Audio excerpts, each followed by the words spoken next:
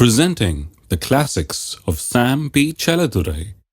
Sam P. Chaladurai அவர்களின் போதனை களஞ்சியத்திலிருந்து. பாவத்துக்கு மரித்த நாம் இனி அதிலே எப்படி பிழைப்போம்?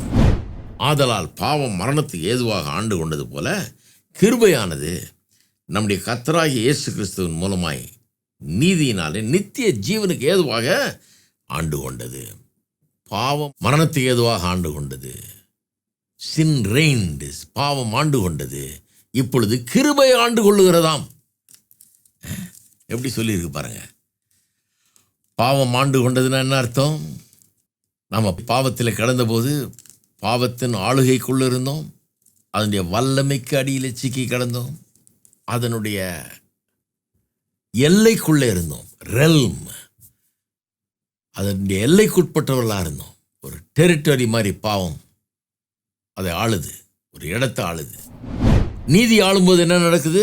அதே தான் நடக்குது. இப்போ என்ன பண்ணுறோம்?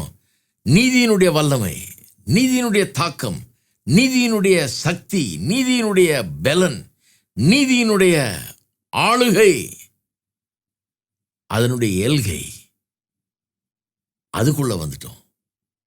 அதனுடைய வல்லமைக்கு உட்பட்டவர்களாகிவிட்டோம். என்ன அற்புதமான ஒரு காரியம் பாருங்கள். என்ன அழகா அது சொல்லியிருக்குது. கிறிஸ்துவின் பேரில் நாம் விசுவாசத்தை வைத்து அவரை இரட்சகராக ஏற்றுக்கொண்ட மாத்திரத்திலே பாவத்துக்கு நாம் செத்தோம். பாவத்துக்கு மரித்தவர்கள்னா என்ன அர்த்தம்? பாவத்தின் ஆளுகைக்கு மரித்து விட்டோம். இனி பாவம் நம்ம ஆள முடியாது. பாவம் நம்ம மேல் ஆளுகை செலுத்த முடியாது. அதுதான் அதனுடைய அர்த்தம்.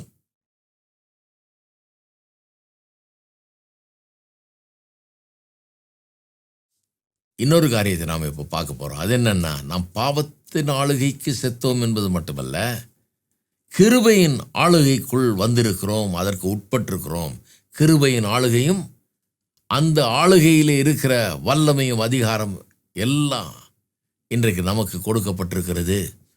அந்த ஆளுகைக்குள்ளாக வந்திருக்கிறோம், அந்த அதிகாரத்துக்குள்ளாக வந்திருக்கிறோம், அதன் வல்லமைக்குள்ளாக வந்திருக்கிறோம். இதை கொஞ்சம் கவனிக்கணும். அப்போ கிறிஸ்தவனுங்கிறவன் வெறும் பாவம் மன்னிக்கப்பட்டவன் இல்லை, ஏதோ ஒரு தீர்மானம் எடுத்து இனிமேல் நான் ஒழுங்காக வாழ போகிறனாக்கும் நல்லா இருக்க போகிறனாக்கும் அப்படின்னு தீர்மானம் பண்ணவன் அல்ல. அதை காட்டிலும் பெரிய காரியம் அவனுக்குள் நடந்திருக்கிறது. என்ன நடந்திருக்குது? அவன் பாவத்தின் ஆளுகையிலிருந்து தப்பி வந்துட்டான் வெளியே. அவன் விடுவிக்கப்பட்டிருக்கிறான், அவன் விடுதலை ஆக்கப்பட்டிருக்கிறான். அது மட்டும் இல்லை, கிருபை என்கிற அந்த மாபெரும் வாழ்க்கையை மாற்றக்கூடிய சக்தியின் ஆதிக்கத்துக்குள்ளாக வந்துட்டான், அந்த ஆளுகைக்குள்ளாக வந்துட்டான். இது ரொம்ப வல்லமையான ஒரு ஆளுகை. பாவத்தின் ஆளுகை சில ரிசல்ட்ஸை உண்டாக்குச்சு, சில விளைவுகளை உண்டாக்குச்சு. கிருபையின் ஆளுகை அதை காட்டில் நிச்சயமாக சில விளைவுகளை நம்முடைய வாழ்க்கையில் உண்டு பண்ணும் என்பதில் சந்தேகமே இல்லை. என்ன ரிசல்ட்டை உண்டு பண்ணுகிறது கிருபையின் ஆளுகை? நான் சொல்கிறேன். அதை ரோமர் 5ஆம் அதிகாரத்தில் பவுலே ரொம்ப அழகாக சொல்கிறார் பாருங்க. 21ஆம் வசனத்தில் எப்படி சொல்கிறாரு கிருபையின் ஆளுகையை பற்றி? ஆதலால் பாவம் மரணத்துக்கு ஏதுவாக ஆண்டு கொண்டது. எதுக்கு ஏதுவாக ஆண்டு கொண்டது? மரணத்துக்கு ஏதுவாக ஆண்டு கொண்டது போல கிருபையானது நம்முடைய கர்த்தராகிய இயேசு கிறிஸ்துவின் மூலமாய் எதுக்கு ஏதுவாக ஆண்டு கொள்கிறது? நீதியினாலே நித்திய ஜீவனுக்கு ஏதுவாக ஆண்டு கொள்ளுகிறது. அப்போ நான் சொல்லுகிறேன், மிகப்பெரிய ரிசல்ட், அல்டிமேட் ரிசல்ட் என்ன தெரியுமா? இதில் மிகப்பெரிய ரிசல்ட் என்ன தெரியுமா? கிருபையானது ஆண்டு கொள்வது மூலமாக நமக்குள்ளே நடக்கிறது என்ன தெரியுமா? நாம் நித்திய ஜீவனை அடையும்படியாக, கடைசி வரைக்கும் நாம் பாதுகாக்கப்பட்டு தேவனோடு சேர்க்கப்படும்படியாக நித்திய ஜீவனுக்கு ஏதுவாக நமக்குள்ளே இருந்துக்கிட்டு அது நடத்துகிறது. நம்முடைய பாவங்களை மன்னித்து, நம்முடைய ரட்சித்து, நம்ம பாவத்தின் ஆளுகையிலிருந்து விடுதலை ஆக்குறது மட்டும் இல்லை, தொடர்ந்து நம்ம நடத்தி அந்த கிருபை நமக்குள்ளே வேலை செய்து தொடர்ந்து பாவத்துக்கு விலக்கி காத்து, நம்ம எல்லா காரியங்களுக்கும் விலக்கி காத்து தொடர்ந்து கொண்டு போய் நித்தியமாக நித்திய ஜீவனுக்குள் நம்ம பிரவேசிக்க செய்து பாருங்க. அதுதான் கிருபை. அதனால தான் ரோமர் 6:1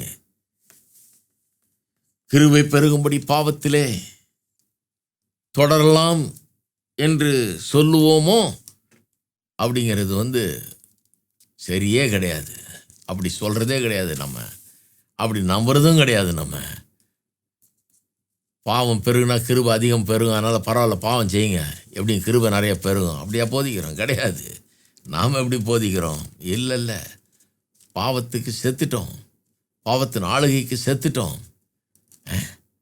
கிருபையின் ஆளுகைக்குள்ளே பிரவேசித்திருக்கோம். இந்த கிருபை பாவத்தை காட்டிலும் அதிகமாக வேலை செய்கிறது, மிகவும் அதிகமாக பெருகக்கூடியது. அப்போ பாவம் தாக்கினாலும், என்னை இழுத்தாலும், என்னை சோதித்தாலும், என்ன பண்ணாலும் இந்த கிருபையின் தயவினால், இந்த கிருபையின் வல்லமையினால் நான் தொடர்ந்து வாழ்ந்து வெற்றி பெற்று கடைசி வரை கொண்டு போய் நித்திய ஜீவனுக்குள்ளே என்னை கொண்டு போய் சேர்க்குது. அதுதான் கிருபை என்பதை நாம் போதிக்கிறோம் ஒழிய தொடர்ந்து கன்வீனியண்ட்டாக பாவம் செஞ்சுக்கிட்டு அப்படியே இருக்கலாம்னு ஒன்று போதிக்கிறது கிடையாது. இதுதான் உண்மை. என்ன போதிக்கிறோங்கிறத புரிந்து கொள்ள வேண்டும். பாவம் பெருகட்டும்னு சொல்லி அப்படியெல்லாம் நம்ம வாழுவது கிடையாது. அது லேசாக நினைக்கிறது கிடையாது. கன்வீனியண்ட்டாக பாவம் செஞ்சுக்கலாம், பரவாயில்ல கிருபை இருக்குது அப்படின்லாம் போகிறது கிடையாது. கிருபை இருக்கிறதுனால் பாவத்தை ஒவ்வொரு தடவையும் தோற்கடிப்போம், பாவத்தை ஒவ்வொரு முறையும் மேற்கொள்வோம், ஜெயிப்போம். இந்த கிருபையை கொண்டு பாவத்தை மேற்கொள்வோம், கிருபையின் வல்லமையை கொண்டு அதை ஜெயிப்போம் என்று தான் சொல்கிறோம் ஒழிய பாவத்தில் கிடக்கலாம் பரவாயில்ல அப்படின்னு ஒருபோதும் சொல்கிறது கிடையாது. அதில் முக்கியமான வார்த்தை இனி அதில் எப்படி பிழைப்போம்னு இருக்குது. பிழைப்போம்னு சொன்னால் அந்த மாதிரி வார்த்தை பயன்படுத்தியிருக்காங்க. அதனுடைய அர்த்தம் என்ன? அதில் எப்படி தொடருவோம், அதில் எப்படி நிலைத்திருப்போம், அதில் எப்படி வாழுவோம், தொடர்ந்து பாவத்திலே எப்படி வாழ்கிறது, அதை பற்றி சொல்லியிருக்குது. பவுல் என்ன சொல்கிறாரு? பாவத்துக்கு செத்தாச்சு, நம்ம பாவத்தின் ஆளுகைக்கு செத்தாச்சு. அதனுடைய ஆளுகை வல்லமை, அதனுடைய எல்கை இதிலிருந்து விடுபட்டு வெளியே வந்தாச்சு. பாவத்துக்கு அந்த விதத்தில் செத்தாச்சு. அப்படிப்பட்ட நாம் எப்படி தொடர்ந்து பாவத்திலே வாழ முடியும்? வாழ முடியாதே அப்படிங்கிறது தான் சொல்கிறார். அப்போ கிருபையை சரியாக போதிக்கும் போது என்ன சொல்கிறோம்? இப்பேற்பட்ட கிருபையை பெற்ற நாம், கிருபை இவ்வளோ பெரிய வேலையை நமக்குள்ளே செய்திருக்குது, பாவத்துக்கு நம்ம செத்து விட்டோம். அப்போ எப்படி பாவத்தில் வாழ முடியும்? அப்போ எப்படி பாவத்தில் தொடர முடியும்? அப்படிங்கிறது தான் இங்கே போதிக்குத ஒழிய பாவத்தில் தொடர்ந்து வாழ்ந்துக்கலான்னு ஒன்று போதிக்கவே இல்லை. இதை பாருங்கள், ஆண்டவராக இயேசு கிறிஸ்துவும் போதிக்கிறாரு. மற்ற இடங்கள்லையும் பார்க்கலாம். இதை பார்த்தீங்கன்னா யோவான் எழுதின சுவிசேஷத்தில் 8ஆம் அதிகாரத்தில் ஆண்டவராக இயேசு இதை எப்படி சொல்கிறாரு பாருங்கள். யோவான் 8ல் 34, 35, 36 வசனங்களை பாருங்கள். இயேசு அவர்களுக்கு பிரதித்திரமாக, பாவம் செய்கிறவன் எவனும் பாவத்துக்கு அடிமையாக இருக்கிறான். ஒருத்தன் பாவம் செய்கிறான்னா அவன் பாவத்துக்கு அடிமையாக இருக்கிறான்றது அவன் பாவம் செய்கிற போது அந்த பாவத்தின் மூலமாக நமக்கு தெரியுது அவன் பாவத்துக்கு அடிமையாக இருக்கிறான்னு என்று மெய்யாக உங்களுக்கு சொல்லுகிறேன். அடிமையானவன் என்றென்றைக்கும் வீட்டில் நிலைத்திறான், குமாரன் என்றென்றைக்கும் நிலைத்திருக்கிறார். ஆகையால் குமாரன் உங்களை விடுதலை ஆக்கினால் மெய்யாகவே விடுதலை ஆவீர்கள். குமாரனால் விடுதலை ஆக்கப்பட்டவர்கள் நாம். ஆகவே பாவத்துக்கு அடிமையாக இருக்கிறவர்கள் நம்ம, குமாரனால் பாவத்தின் அடிமைத்தனத்திலிருந்து விடுதலை ஆக்கப்பட்டவர்கள் நாம்ன்றதை இயேசு போதிக்கிறார். 1 யோவானில் போனீங்கன்னா 3ஆம் அதிகாரம் 9ஆம் வசனத்தில் யோவான் இதையே அங்கே போதிக்கிறார் பாருங்கள். இதை காண்பிப்பது அவசியம். ஏன்னு சொன்னால் இது ஏதோ ஒரு இடத்துல வர்ற போதனை இல்லை, இது எல்லாருமே நல்லா பிடிச்சிக்கிட்டாங்க. அதை புதிய ஏற்பாடு போதிக்கிறது. 3:9 1 யோவான், தேவனால் பிறந்த எவனும் பாவம் செய்யான், ஏனெனில் அவருடைய வித்து அவனுக்குள் தரித்திருக்கிறது. அவன் தேவனால் பிறந்தபடியினால் பாவம் செய்ய மாட்டான். அதாவது தேவனால் பிறந்த எவனும் பாவம் செய்யான்னா அவன் ஒரு நாளும் ஒரு பாவம் செஞ்சதில்லை, செய்ய முடியாது அப்படின்னு சொல்லலை. அப்படி யாரும் கிடையாது, அப்படி ஒரு கிறிஸ்தவம் கிடையாது. தேவனால் பிறந்த எவனும் பாவம் செய்யான்னு என்ன அர்த்தம்? எந்த அர்த்தத்தில் சொல்லியிருக்குது? பாவத்தில் நிலைத்திருக்க மாட்டான், பாவத்தில் பிழைக்க மாட்டான் அப்படின்னு என்ன அர்த்தம்? பாவத்தில் நிலைத்திருக்க மாட்டான்னு என்ன அர்த்தம்? பாவத்திலே வாழ மாட்டான், தொடர்ந்து அதிலே ஜீவிக்க மாட்டான். பாவத்தை செஞ்சுக்கிட்டு சந்தோஷமாக இருக்க முடியாது தேவனால் பிறந்தவனால. பாவம் ஒரு வேளை சில நேரத்தில் செஞ்சிடலாமே தவறி போய், ஆனால் உடனடியாக மனம் திரும்பி கர்த்தரிடத்தில் திரும்பி அதை சரி செய்து கொள்வது தான் அவனுடைய காரியம். ஏனென்று சொன்னால் அவனுக்குள்ளே அவருடைய வித்து தரித்திருக்கிறது, தங்கி இருக்கிறது. அதனால்தான் அவன் பாவத்தில் தங்கி இருக்க முடியாது. ஏன்னா வித்து, அவருடைய வித்து அது தங்கி இருக்குது பர்மனெண்ட்டாக.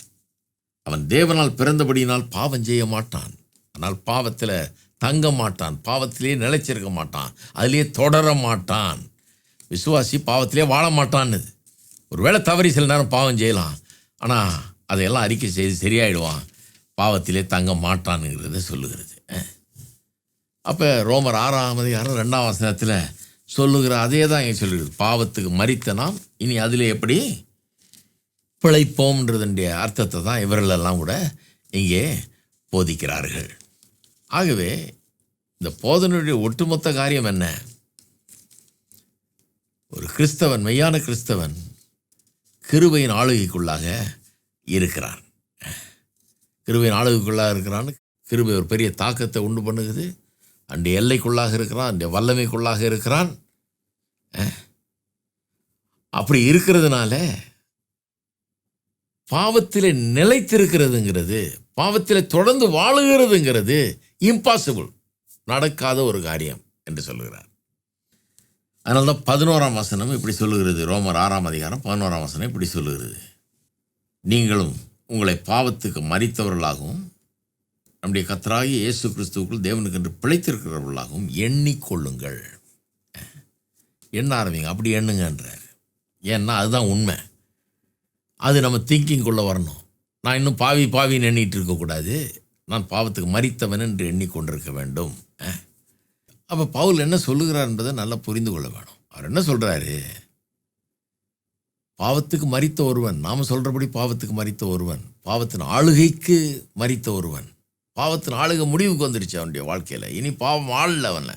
அப்படி பாவம் ஆளாத பட்சத்தில் அவன் பாவத்தில் தொடர்வது முடியாத ஒரு காரியம். அதான் ரோமர் 1 சொல்லிட்டார் 16 நான் சுவிசேஷத்தை குறித்து வெட்கப்படேன். ஏன்? அது ரட்சிப்புக்கு ஏதுவான தேவ பலனாய் இருக்கிறது. ரட்சிப்பு சாதாரண ஒரு காரியம் இல்லை பாருங்க. அது தேவ பலனினால் உண்டாகிற ஒன்று. தேவன் அதை எம்பவர் பண்ணுறாரு. எப்படி எம்பவர் பண்ணுறாரு? பாவத்தின் ஆளுகையை முடிவுக்கு கொண்டு வருகிறார். பாவத்தின் ஆளுகையை ஒரு முடிவுக்கு கொண்டு நீதியின் ஆளுகையை இனாகிரேட் பண்ணி வைக்கிறார், ஆரம்பித்து வைக்கிறார். என்றைக்கு இயேசுவை ஏற்றுக்கொண்டோமோ, அவரை இரட்சகராக விசுவாசித்து ஏற்றுக்கொண்டோமோ, அன்றைக்கே நமக்குள்ள இந்த நீதியின் ஆளுகை ஆரம்பித்து விட்டது. பாவத்தின் ஆளுகையை முடித்து கொண்டு நீதியின் ஆளுகை ஆரம்பித்து வைக்கிறாரு. ஆகவே அந்த நீதியின் ஆளுகை தொடர்ந்து நமக்குள்ளே ஆளுகை செய்து வேலை செய்து கடைசியில் நம்மை கரை திரை முதலான ஒன்றும் இல்லாதவர்களாக தேவனுக்கு முன்பாக நிற்கும்படியாக நமக்கு அது உதவுகிறது. சரி, இது சிலர் கொஞ்சம் அப்ஜெக்ட் பண்ணலாம். இதுக்கு என்ன அப்ஜெக்ட் பண்ணுவாங்க? இது உண்மையாக இருக்குமானால் எப்படி இன்னும் நாம் பாவத்தில் விழுகிறோம்? சில நேரத்தில் பாவத்துக்கு செத்தவர்கள்ன்றீங்களே நீங்கள். நாம் பாவத்துக்கு செத்துட்டோன்றீங்க, அதனுடைய ஆளுகையிலே இல்லை, அந்த ஆளுகைக்கு செத்துட்டோன்றீங்க. அப்போ எப்படி இன்னும் பாவம் செய்கிறோம் நம்ம? ஏன் பாவத்துக்கு செத்தவர்கள் என்று எண்ணிக்கொள்ளுங்கள்னு அப்போஸ்தலன் பவுல் 11 போதிக்கிறார். இங்கே 6 உங்களுடைய சரீரத்தில் பாவம் ஆளாதிருப்பதாக அப்படின்னு சொல்லி ஏன் இங்கே சொல்கிறாரு? பாவத்தின் ஆளுகையிலேருந்து விடுபட்டோமே, அது ஆளாதிருப்பதாக அப்புறம் எப்படி சொல்ல முடியும்? நாம் தான் அந்த ஆளுகையில் இல்லையே, அப்புறம் ஏன் ஆளாதிருப்பதாகன்னு சொல்கிறாரு அப்படிங்கிறாங்க. ஆன்சர் ரொம்ப சிம்பிள். என்னென்னா, பவுல் அப்போஸ்தலன் இங்கே நம்ம பாவமே அற்றவர்கள், பாவமே செய்ய முடியாதவர்கள் அப்படின்னு சொல்லலை. அதான் நல்லா புரிந்து கொள்ள வேணும். என்ன சொல்கிறாரு? நம்ம சின்லெஸ் கிடையாது, பாவம் அற்றவர்கள் கிடையாது. ஆனால் பாவத்தின் ஆளுகையிலிருந்து, அதனுடைய எல்கையிலிருந்து, அதனுடைய வல்லமையிலிருந்து, அதனுடைய அதிகாரத்திலிருந்து விடுதலை ஆக்கப்பட்டிருக்கிறோம் இல்லையா? அதுதான் நம்முடைய பொசிஷன், நம்முடைய நிலைமை அது. ஆனால் நம்முடைய எக்ஸ்பீரியன்ஸ் எது?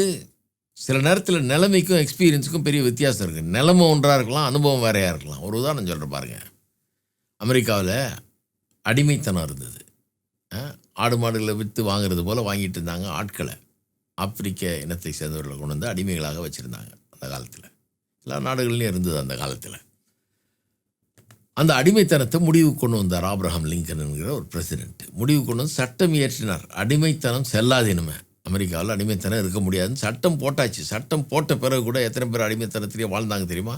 அந்த அடிமைத்தனத்தின் புத்தி அடிமைத்தனத்தின் எண்ணம் அப்படியே இருந்தது. அடிமைகளைப் போலவே நடந்து கொண்டார்கள், வாழ்ந்தார்கள், அந்த நிலையிலே இருந்தார்கள். ஏன்?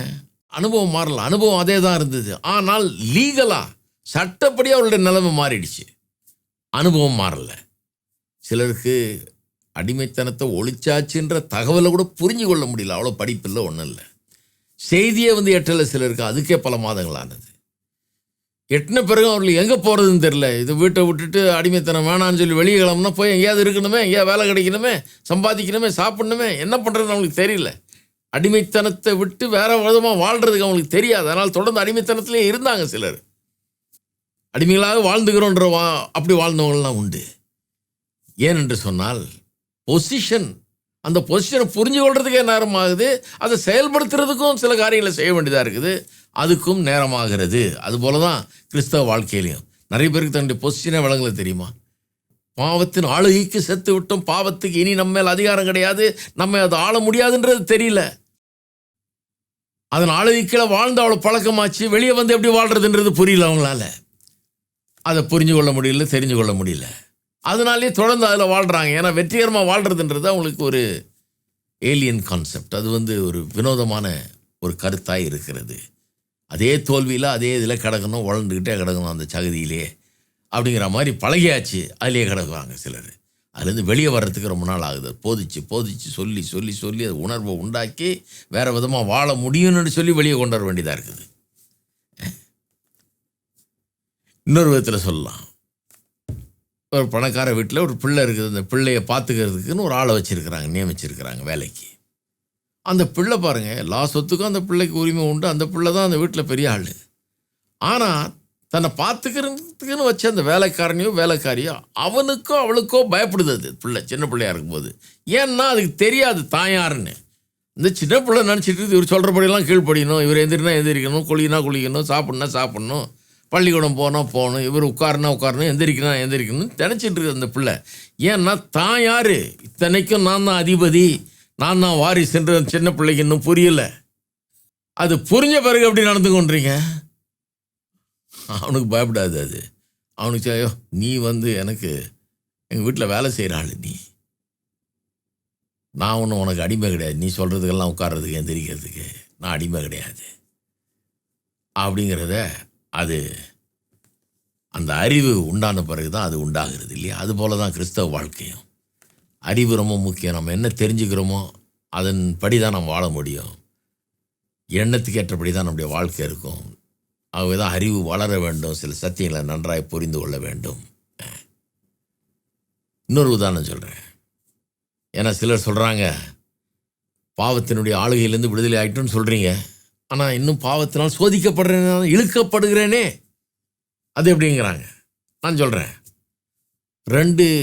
ஒரு பெரிய இடம் இருக்குதுன்னு நினச்சிங்க. நடுவில் ஒரு ரோடு, இந்த பக்கம் ஒரு பெரிய ஃபீல்டு, ஒரு பெரிய மைதானம் இருக்குது, இந்த பக்கம் ஒரு பெரிய இது இருக்குது.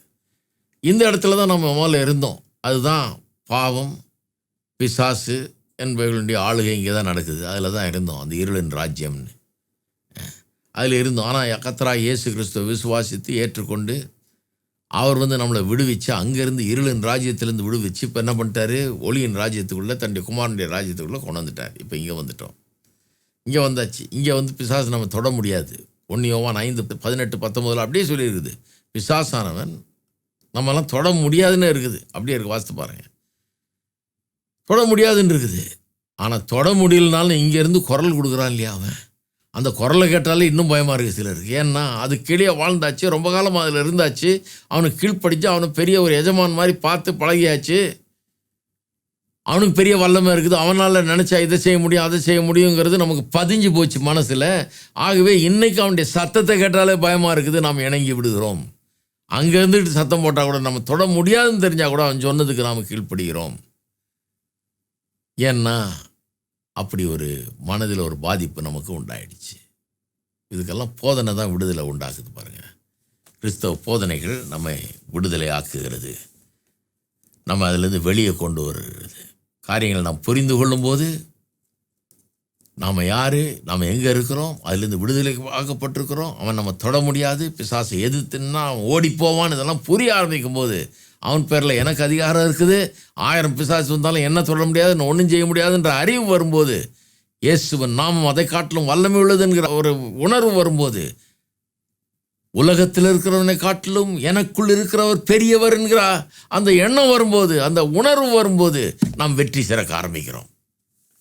அந்த சோதனையிலிருந்து விடுதலை பெற ஆரம்பிக்கிறோம். நிறைய பேர் இன்றைக்கு பாவத்திலிருந்து விடுதலையாக்கப்பட்டு பாவத்தின் ஆளுகையிலிருந்து ஆளுகைக்கு செத்திருந்தாலும் கூட இப்படி தான் சில நேரத்தில் பாவ சோதனையில் உட்படுறாங்க. ஏன்னா அதிலிருந்து விடுதலையோடு வாழ முடியும் என்கிற அந்த காரியம் சரியாக போதிக்கப்படாதனால், அது இவர்களுக்கு சரியாக விளங்காதனால், அதுக்கு சில நேரம் நிறைய நேரம் எடுக்கிறதுனால் அப்படி ஆகிறது. இதெல்லாம் பவுல் அப்போஸ்தலன் ரோமர் 4ஆம் அதிகாரத்திலே நல்லா போதிச்சிட்டார் பாருங்க. ரோமர் 4ஆம் அதிகாரத்தில் சொல்கிறார் இல்லையா, ஆபிரகாம் சாராளை பற்றி சொல்கிறார். ஆபிரகாம் 99 வயசு, சாராளுக்கு 90 வயசு, பிள்ளை இல்லை. ஆனால் கர்த்தர் ஒரு வாக்கு பண்ணுறாரு. உலகமே சொல்லுது முடியாது, இந்த வயசில் பிறக்காதுன்னு. ஆனால் ஆபிரகாம் சொல்கிறான், இல்லை நான் கர்த்தரை நம்புகிறேன். நம்புவதுக்கு ஏதுவதில்லாதிருந்தும் நம்பினான், விசுவாசத்தில் பலவீனனாகாமல் வல்லவனானான், தேவனை மகிமைப்படுத்தினான்லாம் இருக்குது. கடைசியில் சொல்லியிருக்குது அது அவனுக்கு நீதியாக எண்ணப்பட்டது. குழந்தை பிறந்துச்சு கடைசியில் அத்தனை வயசில். அதுக்கு ஏன் அந்த கதையை சொல்கிறாருன்னு பாருங்கள். 3ஆம் அதிகாரத்தில் பாவியே தேவன் அப்படி நீதிமானாக்குறாருன்னு சொல்லிட்டார். 3ஆம் அதிகாரத்தில் சொல்லிட்டு அந்த பாவியாயிருந்து நீதிமானாக்கப்பட்ட மனுஷன் நீதிமான் என்று பொசிஷனுக்கு வந்தாச்சு, அறிவிச்சாச்சு. அவன் நீதிமானாக இருக்கிறதுனால அல்ல, அவர் நீதிமானம் ஆக்குனதுனால நீதிமானாகி இருக்கிறான். இவன் செயல்னால, இவனுடைய கிரியினால் நீதிமானாகல, அவருடைய தயவுனால் நீதிமானாக இருக்கிறான். இப்போ இவன் கடைசி வரைக்கும் போய் சேருவானா, வெற்றிகரமாக வாழுவானா, இவனால் நீதியை பிறப்பிக்க முடியுமா, அப்படிப்பட்ட வெற்றிகரமான வாழ்க்கையை வாழ முடியுமா? எல்லாம் சொல்கிறாங்க முடியாதுன்னு. எப்படி வாழுவேன், நீ பாவியாக இருந்தவன், நீ எப்படி அப்படி வாழ முடியும், வெற்றி உனக்கு எப்படி கிடைக்கும்ன்றாங்க. ஆபிரகாம் ஊரே முடியாதுன்னு சொன்னப்ப கர்த்தருடைய வார்த்தையை அவன் விசுவாசித்தான். he believed the bare word of God. வார்த்தை, அவர் வார்த்தை சொல்லிட்டார், நான் விசுவாசிக்கிறேன்னா அப்படியே நடந்தது. அது அவனுக்கு நீதியாக எண்ணப்பட்டது. நாம விசுவாசத்தான் நமக்கும் அது நீதியாக எண்ணப்படும் என்று சொல்றாரு. என்ன சொல்றாரு, நீயும் உன் விஷயத்தில் அப்படியே நிற்கணும். முடியாதுன்னு 1000 சத்தங்கள் சொல்லும், முடியாது, ஒன்னால் நீ பாவி, ஒன்னால் ஒன்றும் முடியாது, உனக்கு தோல்வி தான் தலையில் எழுதியிருக்குன்னு 1000 சொல்லுவாங்க. ஆனால் கர்த்தர் என்னை ரட்சித்திருக்கிறார், நீதிமான் என்று அறிவித்திருக்கிறார், நான் அவருடைய பிள்ளை, பாவத்துக்கு செத்திருக்கிறேன், நீதிக்கு பிழைத்திருக்கிறேன், அந்த ராஜ்யத்திலிருந்து விடுதலை ஆகிட்டேன், அவனுக்கு என் மேலே அதிகாரம் கிடையாது பிசாசுக்கு. இந்த கிருபை என்னை கரையேற்றும், என்னை கடைசி வரை நடத்தி செல்லும், நான் வெற்றி பெறுவேன்னு விசுவாசித்து அதில் நின்னா அது உங்களுக்கு நீதியாக எண்ணப்படும். விசுவாசிக்கிறீங்களா? நீங்கள் கிறிஸ்தவ விசுவாசிகளுக்கு சொல்கிறேன், அதில் நிற்கிறீங்களா? நிற்கிறதுனா என்னன்னு தெரியுமா உங்களுக்கு? இது நடந்துக்கிட்டு இருக்கா உங்களுக்குள்ள? பாவத்துக்கு செத்தவர்களாக இருக்கிற நீங்கள் இப்போ எப்படி போயிட்டுருக்கீங்க? கிருபையை ஒவ்வொரு நாளும் அனுபவிக்கிறீங்களா? கிருபை உங்களுக்கு ஜெயத்தை கொண்டு வருகுதா? இந்த போதனைகள் அந்த அறிவை உங்களுக்கு உண்டாக்குதா? பாவத்திலிருந்து விடுதலை பெற்று வெற்றிகரமாக வாழும்படியாக உங்களுக்கு உதவுகிறதா? இது உங்களுக்கு பிரயோஜனமாக இருக்குதா? ஒவ்வொரு நாளும் வெற்றியும் பலத்தையும் அதிகாரத்தை அனுபவிக்கிறீங்களா? கிருபைக்குள்ளே இருக்கிற அதிகாரத்தை அனுபவிக்கிறீங்களா? பாவத்தை ஜெயிக்கிறீங்களா? பிசாசை ஜெயிக்கிறீங்களா? அப்படி நடக்கிறீங்களா? கர்த்தர் சொல்கிறார், என்னுடைய கிருபை உனக்கு போதும், உன்னுடைய பலவீனத்திலே என்னுடைய பலன் பூர்ணமாய் விளங்கும். முடியாதுன்னு சொல்லும்போது அப்போ தான் கர்த்தருடைய வல்லமை அங்கே வருது. நம்முடைய வல்லமையின் முடிவில் அவருடைய வல்லமை வருகிறது. அதுதான் கிருபை. முடியும் கண்டிப்பாக. எல்லாவற்றிலும் கர்த்தர் வெற்றியை தருவார். கர்த்தர் உங்களை அழைச்சிருக்கிறார், தெரிந்து கொண்டிருக்கிறார், ரட்சித்திருக்கிறார், கடைசி வரை கொண்டு போய் சேர்ப்பார். வெற்றி தான் உங்களுடைய லக்கு, அதுதான் உங்களுடைய முடிவு. அதற்காக தான் நீங்கள் தெரிந்து கொள்ளப்பட்டிருக்கிறீர்கள். இந்த கிருபை அனுபவித்து பார்க்காதவர்களுக்கு சொல்கிறேன், ருசி பார்த்திராதவர்கள். இன்றைக்கி ஒருவேளை இந்த பிரசங்கத்தை கேட்டு நீங்கள் வேப்பா பார்த்துட்டு இருக்கலாம், என்ன அப்படி சொல்கிறாருன்னு. கிருபைன்னு ஒன்று இருக்குது, அது எங்கே கிடைக்குங்க, எப்படி கிடைக்குங்க? நான் சொல்கிறேன், அது கர்த்தர் அருளுகிற ஒரு ஈவு. நீங்கள் ஒன்றும் புண்ணியம் செஞ்சு அதை பெற முடியாது, அவருடைய ஈவினால் அதை பெற முடியும். அவர் கிஃப்டாக கொடுக்குறாரு. அவர் உங்களை நேசிக்கிறபடி நான் சொல்கிறாரு, கொடுக்குறாரு. ஒவ்வொருவரையும் நேசிக்கிறார், ஒவ்வொருவரையும் ரட்சிக்க விரும்புகிறார். நீங்கள் சொல்லலாம், நான் தகுதி இல்லாதவன்னு. கிருபைங்கிறதே தகுதி இல்லாதவர்களுக்கு காட்டப்படுகிற தயவு தான். எனக்கு ரொம்ப தகுதி இருக்குது, எனக்கு கொஞ்சம் ஹெல்ப் பண்ணு, அப்படி ஒரு ஆளுக்கு இல்லை, கிடையாது. எனக்கு தகுதியே இல்லை, ஆண்டவரே எனக்கு உதவி செய்யும், நீர் எனக்கு தேவை, முடிய கிருபை எனக்கு தேவை, எனக்கு இறங்கும், எனக்கு உதவி செய்யும், என்னை ரட்சியும், என்னை மாற்றும், என் உள்ளத்தை திறக்கிறேன், எனக்குள்ளே வாரம் என்று சொன்னீர்கள் என்றால் நான் சொல்கிறேன், கிருபை இன்றைக்கு உங்களை ஆண்டு கொள்ளும். பாவத்தின் ஆளுகை முடிவுக்கு வரும். பாவத்தின் ஆளுகை வாழ்க்கையில் முடிவுக்கு வந்தாலே அழிவெல்லாம் நின்று போயிடும். அழிவின் சக்திகள் வேலை செய்யாது. அழிவெல்லாம் முடிவுக்கு வந்துடும். வெற்றி உதயமாக ஆரம்பிச்சிடும். வாழ்க்கையில் விடிவு காலம் உண்டாக ஆரம்பிக்கும். ஏன்னா கர்த்தருடைய கிருபை அதை உங்களுக்கு கொண்டு வரும்.